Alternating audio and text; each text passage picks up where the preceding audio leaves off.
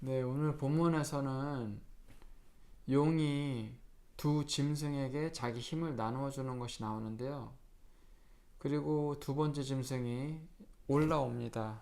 땅에서 올라오는데 이 짐승의 숫자가 있대요. 숫자를 세어보면 666이라고 한다고 합니다. 666. 666이라고 하는 숫자 많이 들어보시지 않았습니까? 666. 마귀의 숫자, 사탄의 숫자라고 세상 사람들이 알고 있는 거 있잖아요. 서양에서도 그렇고. 흔히 이 666이라는 숫자를 굉장히 불길하게 여겨요. 악마의 숫자라고.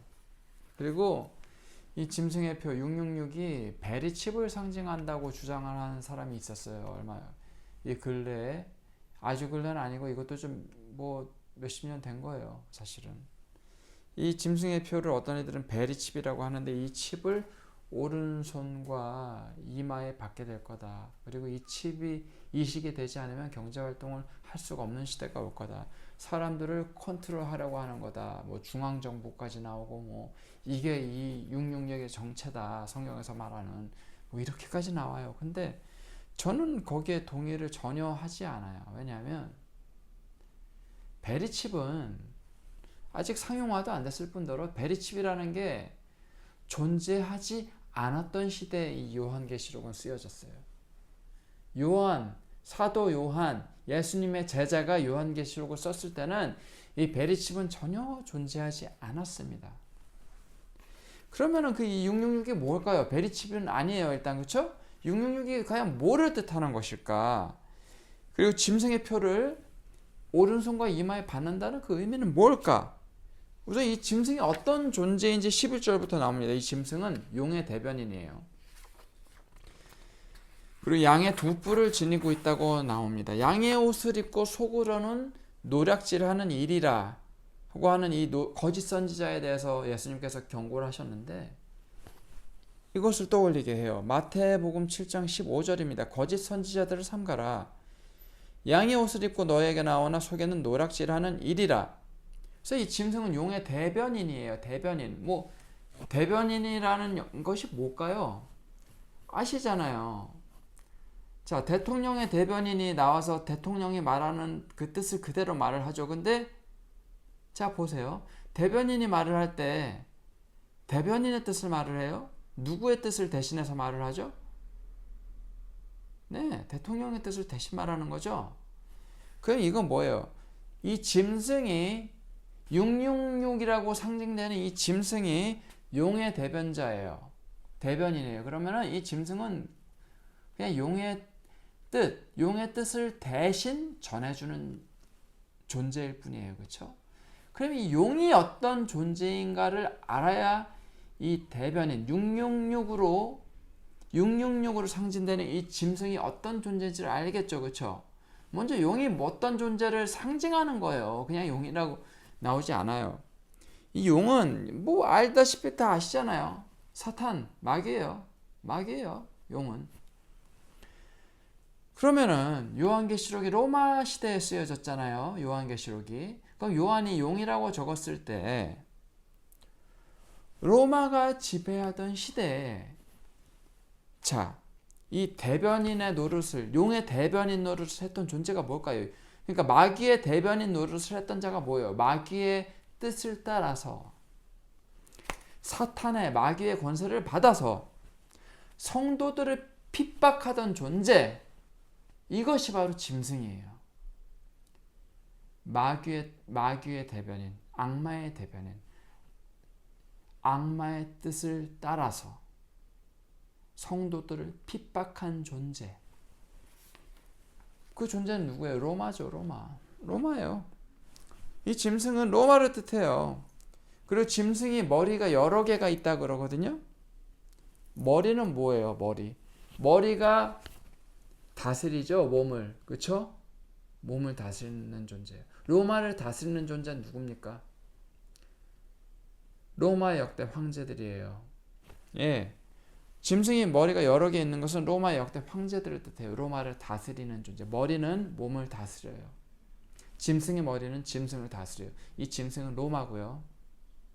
마귀의 뜻을 받아서 마귀의 대변인, 사탄의 대변인, 사탄의 뜻을 따라서 성도들을 핍박한, 그리고 이 짐승, 로마죠, 로마를 다스린 존재들은 역대 황제들이에요. 로마의 황제들. 그것이 머리예요. 짐승의 머리.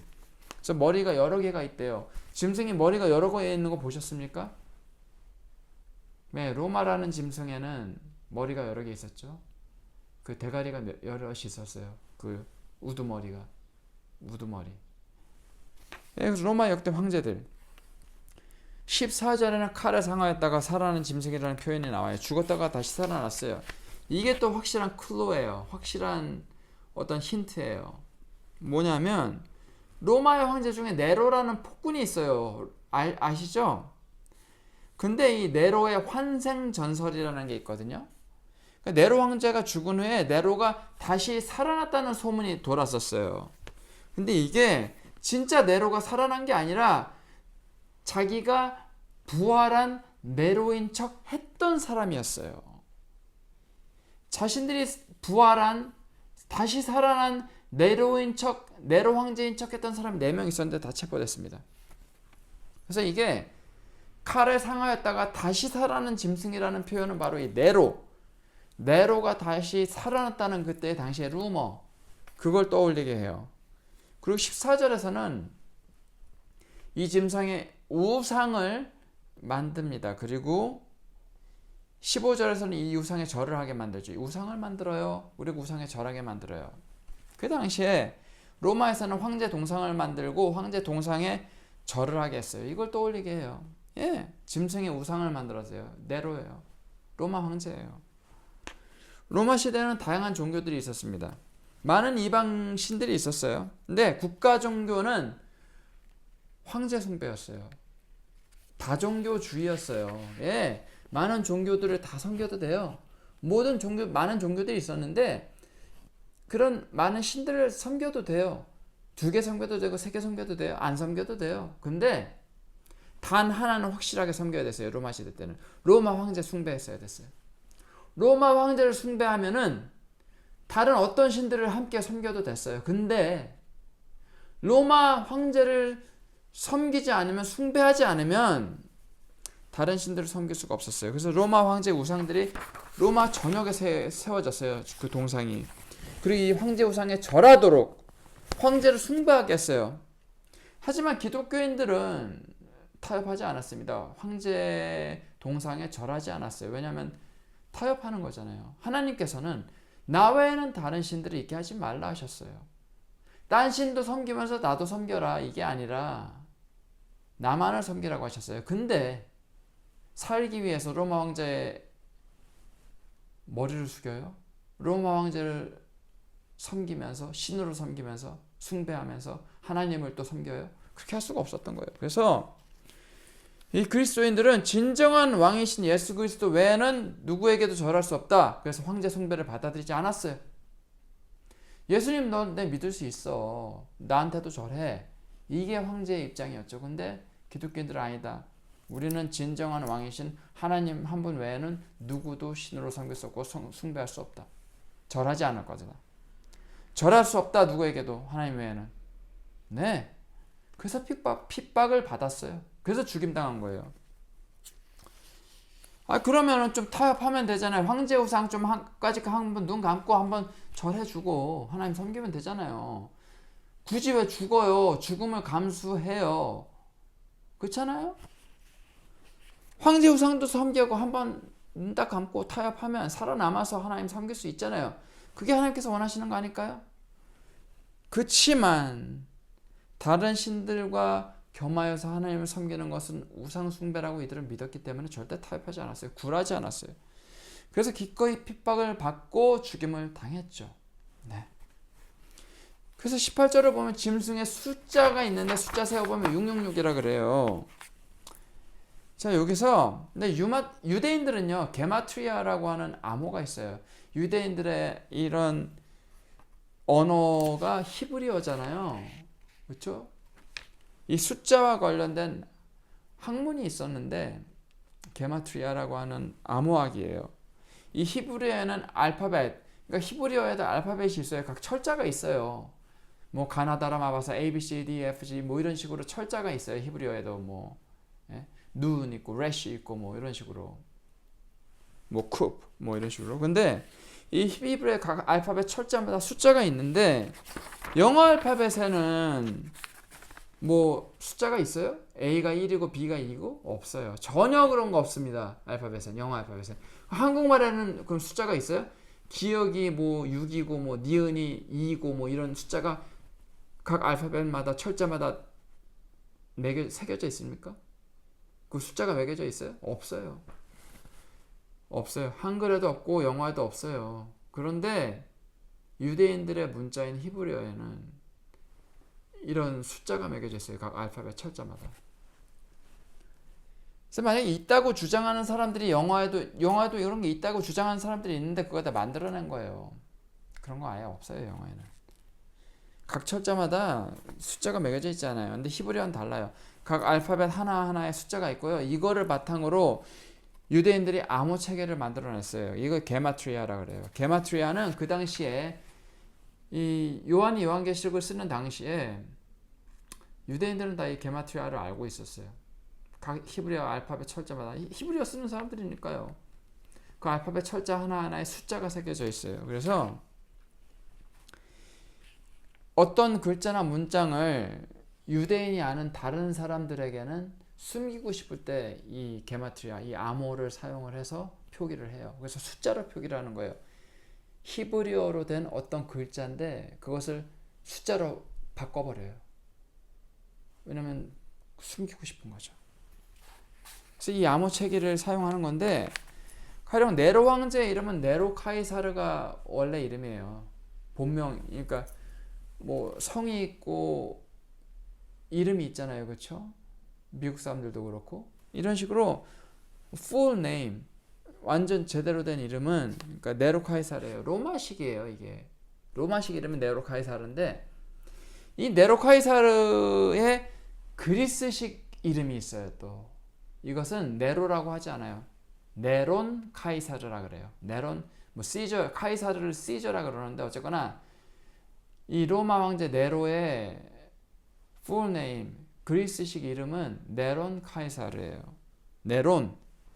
그래서 이 네론 카이사르를 유대인들의 언어인 히브리어로 표기를 해서 그 이름의 각 철자들 그 알파벳 그거를 숫자로 환산을 해서 다 더했을 때 666이 나와요. 가령 네론에서 니은의 음을 내는 히브리어 알파벳이 있거든요. 뭐 눈, 뭐 이런. 근데 이 눈의 이 니은을 뜻하는 히브리어 알파벳에 니은을 나타내는 히브리어 알파벳에는 숫자가 50이 새겨져 있어요. 그러니까 매겨져 있어요. 그리고 이 니을을 뜻하는 히브리어 알파벳에는 200이라는 숫자가 매겨져 있어요. 이건 그냥 암호 체계예요. 암호 체계 그 사람들이 사용하는. 그리고 오를 뜻하는 그 음절을 나타내는 히브리어 알파벳에는 6이 매겨져 있어요. 그리고 다시 니은을 뜻하는 알파벳에는 50, 그리고 키읔을 뜻하는 히브리어 알파벳에는 100, 그리고 시옷을 뜻하는 히브리어 알파벳에는 60, 그리고 리을을 뜻하는 히브리어 알파벳에는 200 이렇게 돼요. 그러면 이 숫자를 지금 다 50, 200, 6, 50, 100, 60, 200 다 합치면 어떻게 돼요? 666이 돼요. 666. 그래서 그 당시에 유대인들은 666 하면은 다 알고 있었어요. 666, 666. 근데 함부로 말할 수 없죠. 히브리어로 말을 하든 네론 카이사르라는 이름을 그냥 함부로 말을 하진 않았어요. 뭐 황제에 대해서 무슨 말을 하는가. 그 당시에 로마의 치리 아래에 있었잖아요. 유대인들도. 그래서 로마 병사들이 항상 감시하고 있고 뭐 스파이들이 있을지 누가 알게 뭐예요. 로마 황제에 대해서 함부로 말을 할 수가 없는 시대란 말이에요. 그렇죠? 근데 666 하면 유대인들은 다 알고 있는 이름이었어요. 그 당시에. 그냥 666으로 딱 표기를 해버렸어요. 다 666으로 말을 했겠죠. 한해 사무치는 이름이에요. 자기들 핍박하고 죽이는 사람의 이름이에요. 666 하면 다 알아요. 다 그 당시에 유대인들은 다 아는 이름이었어요. 그리고 요한이 요한계시록을 누구를 위해 작성을 했겠습니까? 요한의 공동체, 신앙 공동체, 그 교회가 있었을 거예요. 요한이 목회하는. 사도 요한이 말씀을 가르치며 목회하는 공동체가, 그 교회가 있었어요. 그 공동체를 위해서 요한계시록을 작성을 했을 거라고요. 이들의 대부분이 히브리어를 읽을 줄 아는 유대인들이에요. 이 게마트리아라고 하는 그 수비학이라 그래요. 수비학, 이것을. 그 암호책에 익숙한 사람들이 다 알아요. 그래서 요한계시록이 당시에 보세요. 요한계시록에 그냥 지금의 성경책은 이렇게 작아요. 뭐 숨길 수도 있겠고 뭐 안 숨겨도 되지만 지금은 숨길 필요도 없죠, 그렇죠? 근데 그 당시에는 그리스도인들이 숨어서 신앙생활을 하던 때예요. 근데 로마 황제를 이 요한계시록에 적을 때, 요한이 적을 때, 그리고 이것을 이제 카피해서 필사해서 사람들이 이제 돌려보잖아요. 신앙 공동체에서, 그렇죠? 그때 로마 황제를 짐승이라 적그리스도라 하는 이 내용이 드러나면 어떻게 돼요? 그냥 사형이에요, 바로. 이 성경 두루마리가 뭐 지나가다가 뭐 이렇게 작으면 모르겠는데 그 당시에 성경은 어느 종이에 적었죠? 지금처럼 이런 얇은 종이가 아니라 양피지라고 하는 곳에 적었는데, 뭐 파피루스나. 근데 양피지만 해도 아무리 양가죽을 얇게 아주 점여서 얇게 만든 종인데, 양가죽을 아무리 얇게 점여서 얇게 한다고 해도 두꺼워요, 말면. 글자도 뭐 막 크게 써지잖아요. 그 당시에는. 옛날에 거기에 쓸 수 있는 그 필기 도구로 아무리 작게 써봤자 얼마나 작게 썼겠어요. 그렇죠? 그리고 작게 썼다 해도 그 양피지가 그 크기가 얼마나 됐겠습니까? 요한계시록 한 권만 해도, 성경 66권이 전체가 아니라 요한계시록 한 권만 해도 크기가 부피가 엄청났을 거 아니에요. 그럼 가지고 다니면은 혹시라도 로마 군사가 검문을 하다가 발견하고 너 이거 뭐야? 네론 카이사르를 짐승이라고 표현을 해? 이게 어디서 바로 죽는 거예요. 그래서 666이라고 표기하는 거예요. 감추는 거죠. 암호예요. 하지만 666이라고 하면 그 당시에 이 암호 체계를 아는 사람들은 이 요한계시록을 읽는 주된 독자들, 1차적인 독자들은 유대인들이에요. 1차적으로 이 요한의 공동체에 요한이 계시록을 적어서 그들에게 주었어요. 그럼 그들이 첫 번째 독자예요.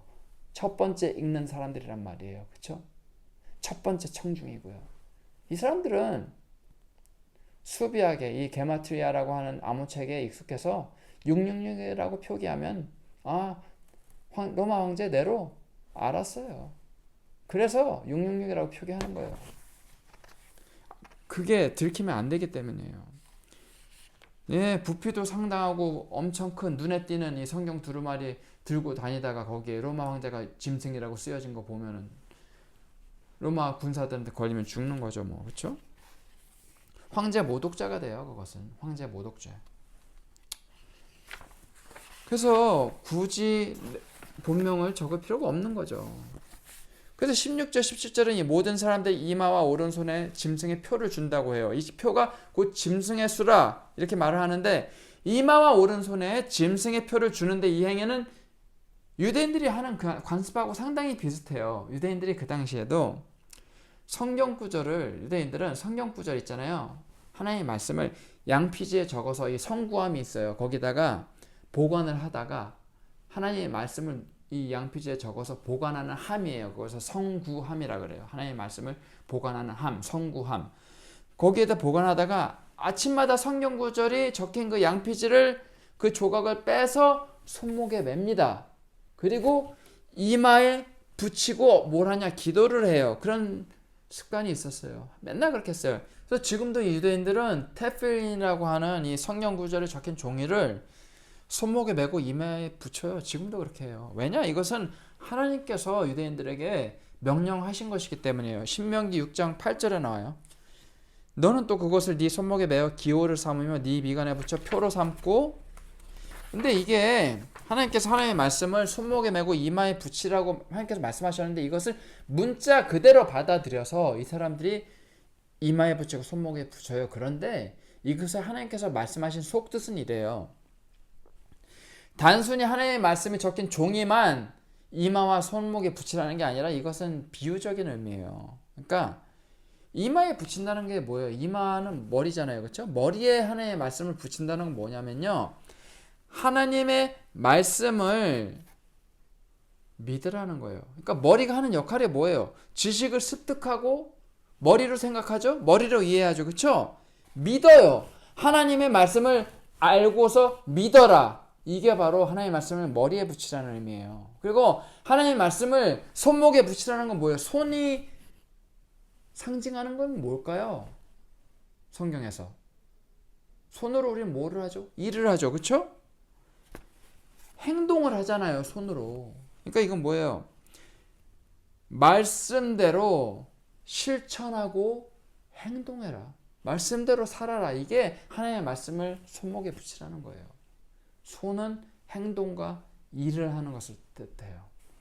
그래서 하나님의 말씀을 미간에 붙이고 손목에 매라고 이게 말씀하셨는데 하나님께서 단순히 문자적으로 성경 구절이 적힌 종이를 양피지를 머리에다가 매고 이마에 매고 붙이고 손목에 붙이라 이것만이 아니에요. 물론 그게 잘못된 건 아니에요. 그렇게도 해도 좋아하지만 그렇게 하고서 하나님의 말씀을 믿지 않고 하나님의 말씀대로 살아가지 않는다? 그건 하나님께서 절대 바라지 않아요. 오히려 하나님의 말씀 이마에 안 붙여도 돼요. 하나님의 말씀 손목에 안 붙여도 돼요.